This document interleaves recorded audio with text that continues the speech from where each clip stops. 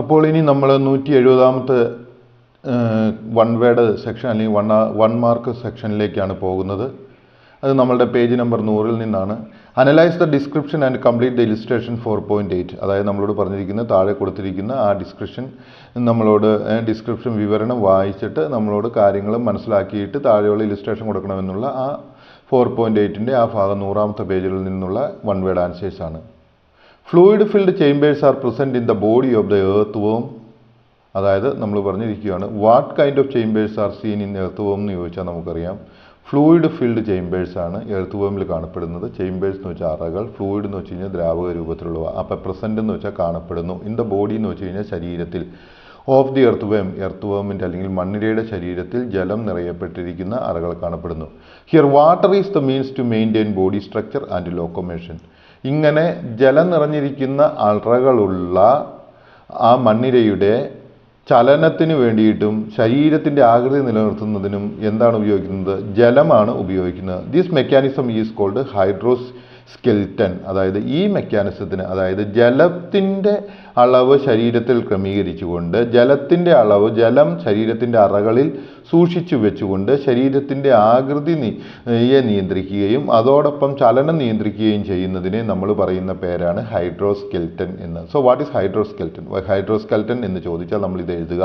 Fluid filled chambers are present in the body of the earth വേമിൻ്റെ ശരീരത്തിൽ ജലം നിറഞ്ഞിരിക്കുന്ന സ്ഥലം കാണുവാനായിട്ടായിരിക്കും. Here water is the means to maintain body structure and locomotion. ഇവിടെ ജലമാണ് ചലനത്തിനും അതുപോലെ തന്നെ ശരീരത്തിൻ്റെ ഘടന നിലനിർത്തുന്നതിനും ഉപയോഗിക്കുന്നത്. These mechanism is called hydroskeleton. ഈ മെക്കാനിസത്തിനെയാണ് നമ്മൾ ഹൈഡ്രോസ്കെൽറ്റൻ എന്ന് പറയുന്നത്. ഇനി 171ാമത്തെ ചോദ്യം.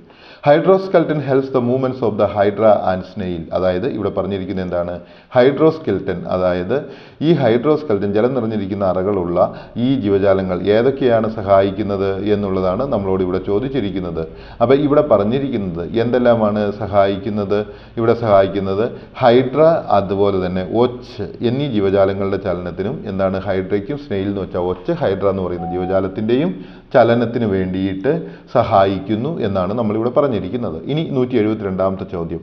Hard shells present in crabs, mussels and oysters which is made mainly of calcium carbonate. അതായത് നമ്മളോട് ഇവിടെ പറഞ്ഞിരിക്കുന്ന ഹാർഡ് ഷെൽസ്, അതായത് കട്ടിയുള്ള ഈ ഷെല്ലുകൾ, അത് എന്താണ് ചെയ്യുന്നത്? പുറംതോടുകൾ ഏതിലൊക്കെയാണ് കാണപ്പെടുന്നത്? ഞണ്ട്, കക്ക, ചിപ്പി തുടങ്ങിയവയിൽ കാണപ്പെടുന്നു. ഓക്കെ, അപ്പോൾ നമ്മൾ മനസ്സിലാക്കുക. ക്രാബ് എന്ന് വെച്ച് കഴിഞ്ഞ് കഴിഞ്ഞാൽ ഞണ്ടുകൾ, മ്യൂസെൽസ് അതായത് കക്കകൾ, ഓസ്ട്രേസ് അതായത് ചിപ്പികൾ, which is made mainly of calcium carbonate. അവയുടെ ആ ഹാർഡ് ഷെൽ അല്ലെങ്കിൽ ബാഹ്യ ആവരണം, കട്ടിയുള്ള ബാഹ്യ ആവരണം നിർമ്മിക്കപ്പെട്ടിരിക്കുന്നത് എന്തുകൊണ്ടാണ്? കാൽസ്യം കാർബണേറ്റ് കൊണ്ടാണ്. And outer covering of the grass shoppers, അതായത് പുൽച്ചാടിയുടെ ശരീരത്തിൻ്റെ പുറം ഭാഗത്തുള്ള ആഭരണവും ഇങ്ങനെ ഹാർഡായിട്ടുള്ളതാണ്. ആൻഡ് കോക്രോച്ചസ്, അതായത് പാറ്റ, കോക്രോച്ചസ് എന്ന് വെച്ചാൽ പാറ്റ, ഇവയുടെ ശരീരത്തിൻ്റെ ആവരണവും ഇത്തരത്തിൽ ഹാർഡായിട്ടുണ്ട്. And outer cockroaches which are made of chitin are exoskeleton. അപ്പം നമ്മൾ മനസ്സിലാക്കുക, ഈ പുൽച്ചാടിയുടെയും പാറ്റയുടെയും ഒക്കെ ബാഹ്യമായിട്ട് എന്താണ് ശരീരത്തിൽ കാണപ്പെടുന്നവയെ നിർമ്മിച്ചിരിക്കുന്നത് എന്തുകൊണ്ടാണ്? കിറ്റിൻ എന്ന് പറയുന്ന പദാർത്ഥങ്ങൾ കൊണ്ടാണ്. മെയ്ഡ് ഓഫ് കിറ്റിൻ ആർ എന്താണ് പറയുന്നത്? അതിന് പറയുന്നത് എക്സോസ്കെൽറ്റനാണ്. അപ്പോൾ എക്സോസ്കെൽറ്റനാൽ നിർമ്മിക്കപ്പെട്ടിരിക്കുന്ന ജീവികൾ ഏതെല്ലാമാണെന്ന് ചോദിച്ചാൽ നമുക്ക് എഴുതാം. Crab, mussels, ostrich, grasshoppers, cockroaches എന്നിവ എഴുതാവുന്നതാണ്. അപ്പം അതുപോലെ തന്നെ നമുക്കറിയാവുന്നതാണ് ഹാർഡ് ഷെല്ലുകൾ എന്തുകൊണ്ടാണ് നിർമ്മിക്കപ്പെട്ടിരിക്കുന്നത്? കാൽസ്യം കാർബണേറ്റ് കൊണ്ടാണ് നിർമ്മിക്കപ്പെട്ടിരിക്കുന്നത്. അപ്പം ഇത് നിങ്ങൾ മനസ്സിലാക്കി എടുക്കുക. ഇനി 173ാമത്തെ ചോദ്യം. Exoskeleton connects muscles in respective places and help movements. അതായത് നമ്മളോട് പറയുന്നത് എന്താണ്? ഈ എക്സോസ്കെൽറ്റൻ എന്താണ് ചെയ്യുന്നത്? മസിലുകളെ പരസ്പരം ബന്ധിപ്പിക്കുന്നു. ഇൻ റെസ്പെക്റ്റീവ് പ്ലേസസ്, അവയുടേതായ സ്ഥാനങ്ങളിൽ മസിലുകളെ ബന്ധിപ്പിക്കുന്നു. ആൻഡ് ഹെൽപ്പ് മൂവ്മെൻറ്റ്സ്, എന്നിട്ട് അവയുടെ ചലനത്തെ നിയന്ത്രിക്കുന്നു. Locomotion and protection of the body structure, അതുപോലെ തന്നെ എന്താണ് ചെയ്യുന്നത്? ചലനത്തെ സഹായിക്കുന്നു. അതുപോലെ തന്നെ എന്താണ്? Protection of the body structure, ശരീരത്തിൻ്റെ ആ ആകൃതിയെ സംരക്ഷിച്ച് നിർത്തുകയും ചെയ്യുന്നു. So what is the function of the exoskeleton എന്ന് ചോദിച്ചു കഴിഞ്ഞാൽ exoskeleton connects muscles in respective places and help in movements. അതായത് മസിലുകളെ അതിൻ്റേതായ സ്ഥലങ്ങളിൽ ഉറപ്പിച്ചു നിർത്തുന്നു, അതുപോലെ തന്നെ ചലനത്തിനെയും സഹായിച്ചു കൊണ്ടിരിക്കുന്നു, അതുപോലെ തന്നെ ശരീരത്തിന് ആവശ്യമായിട്ടുള്ള രൂപഘടന സ്ട്രക്ചറും നൽകുന്നു. ഇനി 174ാമത്തെ ക്വസ്റ്റ്യൻ സെക്ഷനിലേക്ക് വരാം.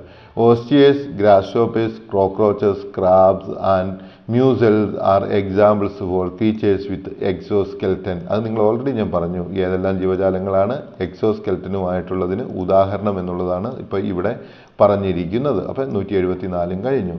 ഇനി 175ാമത്തെ ചോദ്യത്തിലേക്ക് വരികയാണ്, സെക്ഷനിലേക്ക് വരുവാണ്. Humans have endoskeleton. Which skeletons humans have എന്ന് ചോദിച്ചാൽ നമ്മൾ എഴുതുക humans have endoskeleton. Okay, one word ആയിട്ട് ഞാനങ്ങ് എഴുതിയിട്ടുണ്ടെന്നേ ഉള്ളൂ. ഇതെല്ലാം ക്വസ്റ്റ്യൻ ആയിട്ട് രൂപീകരിച്ചെടുക്കാവുന്നതാണ്. ഇനി 176ാമത്തെ ചോദ്യം. Vertebrates including human beings have a framework made of cartilage and bones. അതായത് വെർട്ടിബ്രേറ്റ് എന്ന് വെച്ച് കഴിഞ്ഞാൽ എന്താണ്? വെർട്ടിബ്രേറ്റ് എന്ന് വെച്ച് കഴിഞ്ഞാൽ നട്ടെല്ലുള്ള ജീവികൾ ഒക്കെ അവയുടെ ശരീരത്തെ എങ്ങനെയാണ് കാണപ്പെടുന്നത്? ഈ വെർട്ടിബ്രേറ്റ് എന്ന് വെച്ച് കഴിഞ്ഞാൽ നട്ടലുള്ള ജീവികൾ ഇൻക്ലൂഡിങ് ഹ്യൂമൻസ്, മനുഷ്യനുൾപ്പെടെ, beings have a framework, ഒരു ചട്ടക്കൂടുണ്ട്, മെയ്ഡ് ഓഫ് കാർട്ടിലേജ്. എന്താണ് ഈ കാർട്ടിലേജ് എന്ന് വെച്ചാൽ തരുണാസ്ഥികളും ബോൺസ്, അസ്ഥികളും കൊണ്ട് നിർമ്മിക്കപ്പെട്ട ഒരു ചട്ടക്കൂടാണ് ആർക്കുള്ളത്? മനുഷ്യനും അതുപോലെ തന്നെയുള്ള വെർട്ടിബ്രേറ്റ് അല്ലെങ്കിൽ നട്ടലുള്ള ജീവികൾക്കും ഉള്ളത് എന്നാണ് മനസ്സിലാക്കേണ്ടത്. So what kind of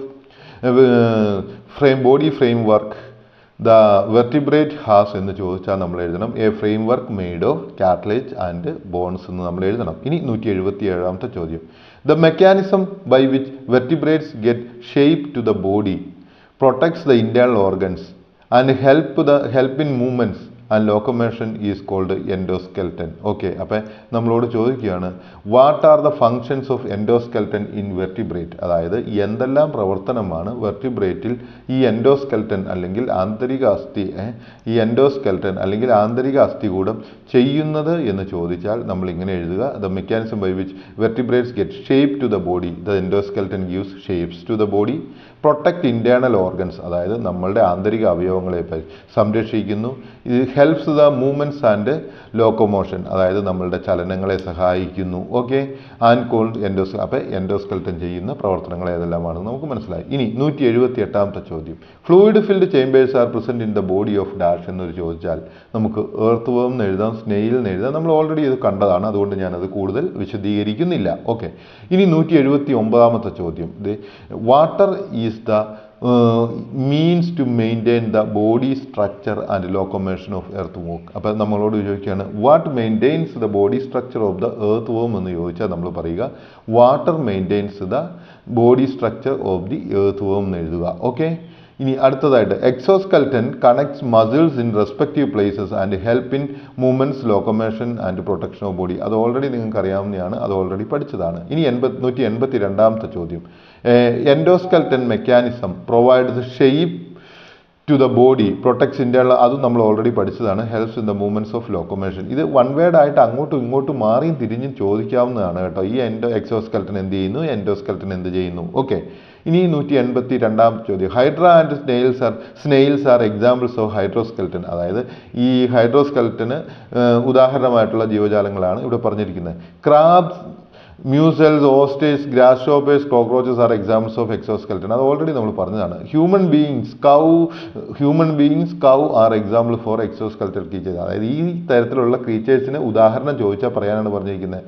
some organisms have exoskeleton shed their outer covering. അതായത് നമ്മൾ മനസ്സിലാക്കുക ഈ ജീവജാലങ്ങളിൽ ചിലത് എക്സോസ്കെൽറ്റൻ ഉള്ളവ എന്ത് ചെയ്യുന്നു, അവയുടെ പുറം തോടിനെ പൊളിച്ചു കളയുന്നു. Exoskeleton is hard and its outer layer is non living. Is the exoskeleton outer layer living എന്ന് ചോദിച്ചു കഴിഞ്ഞാൽ നമ്മൾ എഴുതുക exoskeleton is hard but its outer layer, അത് ജീവൻ ഉള്ള പദാർത്ഥം അല്ല എന്ന് മനസ്സിലാക്കുക.